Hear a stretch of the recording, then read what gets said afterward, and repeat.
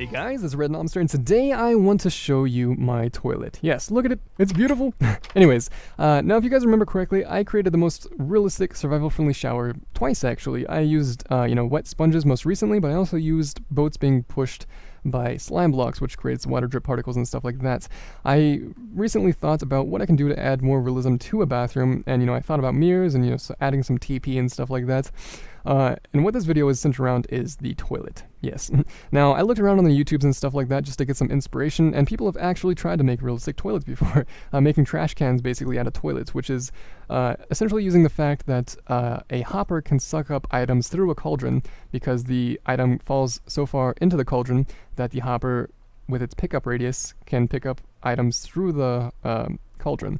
Now essentially that's what I'm doing here. As you can see, there's a piston there, but there's a hopper minecart in the wall behind it. So it's a little bit different. I have to throw it more at an angle, but essentially if we go ahead and we can poop in this toilet, and the poop will then be sucked up and taken to a faraway land, otherwise known as a dispenser behind the wall. And what that does is basically acts as a trash can, just like everybody else's. But, I've went the extra mile and I want to make it my own, so that the items in those dispenser, they will remain there. And, you can go out back there in case you drop your diamond sword in the toilet, like I do every morning. You can go back there and save it before it's disintegrated and stuff like that, or, dropped in cactus, however you fancy your trash cans. I added some realism to it, the fact that it can now flush, and when it flushes, it destroys the items and also removes the water from the toilet. It's all very fancy stuff, and I'm just going to sit back as I flush it, just to let you guys listen to the logic that goes on behind it, because there's a lot of logic that goes on behind it. There's a sheer amount, actually, but, I'll go ahead and flush it by pouring water into it with a bucket, and that actually works in real life, by the way. You can pour a bucket of water into a toilet and it will flush it, because gravity flushes it. Fun fact. Learned that not too long ago. Anyways, onto the video. Pour some water in and just sit back and listen.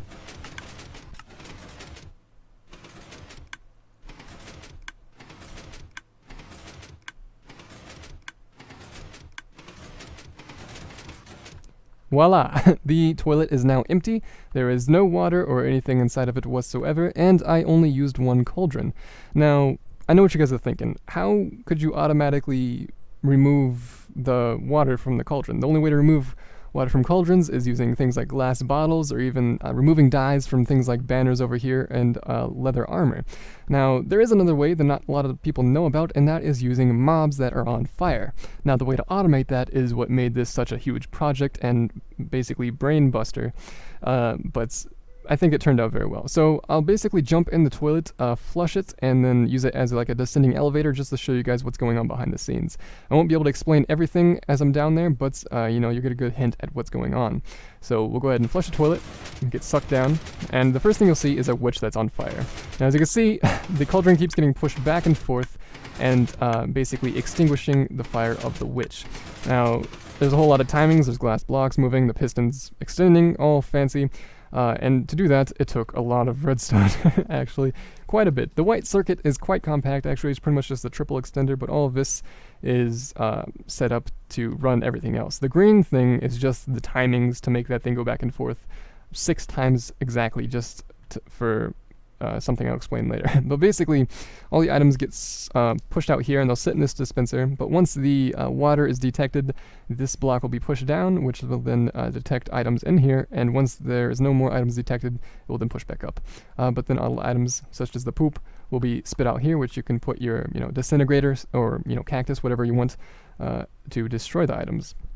Now, if we come over here to the one that doesn't have a shell, we can see a little bit better what's going on.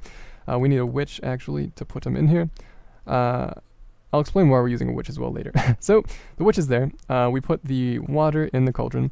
The cauldron is then sucked down, and then the witch is lit on fire. The cauldron gets pushed into the witch, and then repeatedly lit on fire 3 times. And it's 3 times because the cauldron needs to extinguish at least 3 fires to be completely empty. So that's why we're lighting him on fire 3 times, I guess. The cauldron needs to be pushed back and forth 6 times because it needs to leave him, and then this block, or this dispenser, then lights the witch on fire, and then the cauldron gets pushed back into him via this piston and a bunch of these timings that are completely uncompact. You can easily compact this with hopper timers and stuff. I was just really lazy and wanted to do this as a proof of concept. I want to stress that again. This is a proof of concept. I have no intention of compacting this more. I will include a world download if you guys want to mess around with it, just because it's very fun to play with in my opinion. You can practically make this in your world if you want to, but there will be no tutorial for this just because of how lazy this is made, especially the green circuit and stuff. But it works, and that's what I'm happy with. I spent 3 days on this baby trying to see if this is even possible, and I've successfully made a toilet that flushes. You're welcome. But basically, I want to explain also the fact that I'm using a witch. Why am I using a witch? Why are there particles on them and stuff? There's no particle potions being thrown. It's crazy stuff.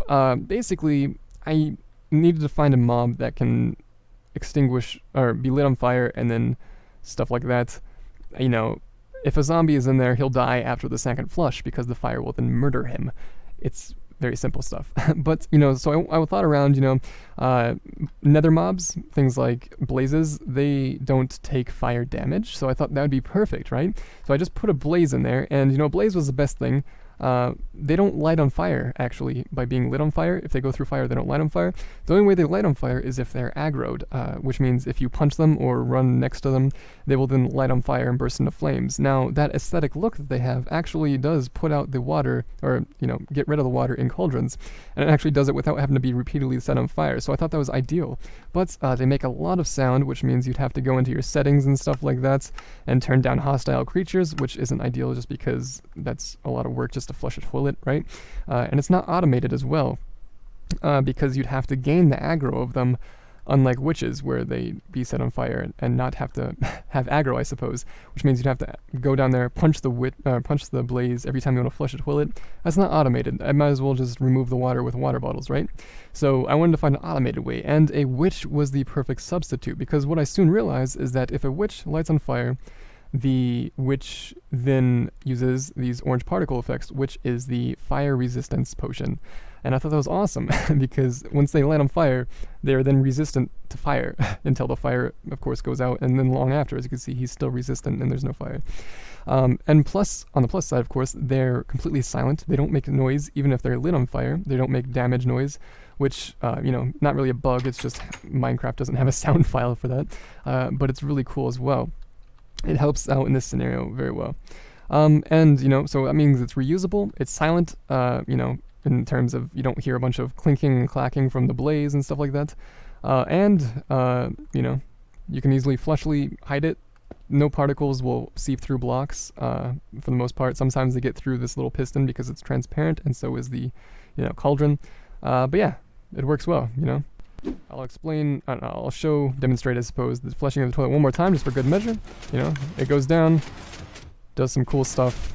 A lot of redstone goes off all over the place. I don't even know how to explain it for the most part. Pretty cool stuff. But yeah, there you go. But like I said previously, guys, if you want to check out this yourself, you sure can. There's a world download in the description. Of course, show some love in the comments and leave some likes if you enjoy this. Not that you can leave multiple likes, but go ahead and make multiple accounts and like it. Do it.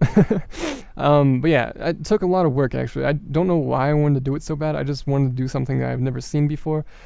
You know, putting effort into the most useless, impractical things in the world is my forte, so I thought this would be perfect for me, and it turned out really well in my opinion.